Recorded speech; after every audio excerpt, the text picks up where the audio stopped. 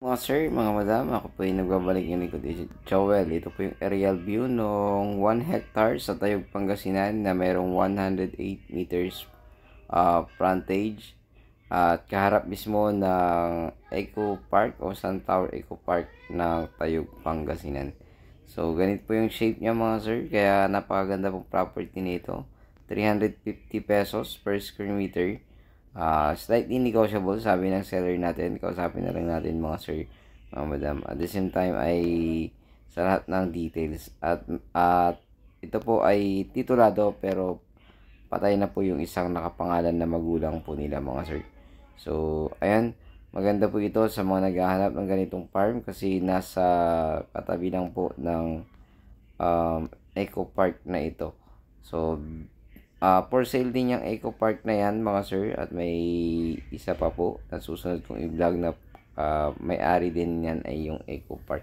Pero itong 1 hectare ay hindi po hindi yung may-ari ng Eco Park ang nagmamay-ari dyan sa 1 hectare. So iba po ang seller niyan. So makikita nyo sa part na ito, meron siyang mga magagandang mountain view. Ayan.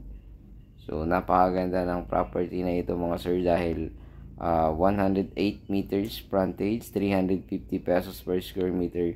Tayog, Pangasinan po ito mga sir, kaya yung presyo niya ay mura or sakto lamang.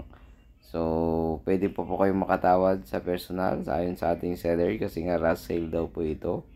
Malay nyo makatawad po tayo ng mas mura sa sinasabi ng ating seller.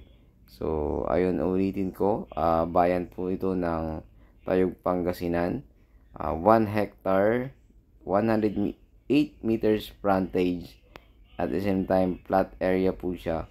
Sa ngayon rice land po at flood free area po ito mga sir, kaharap po ng Tayog Eco Park, Sunflower Eco Park ng Tayog, Pangasinan.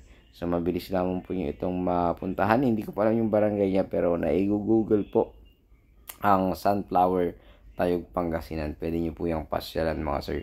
At pakimessage nyo lang po kami or tawagan sa aming numero. Nakalagay dyan sa aking screen at aking Facebook account mga sir, mga madam. So ayan po, napakaganda ng property na ito. Kung magustuhan nyo po ito ay tawag lang po kayo mga sir.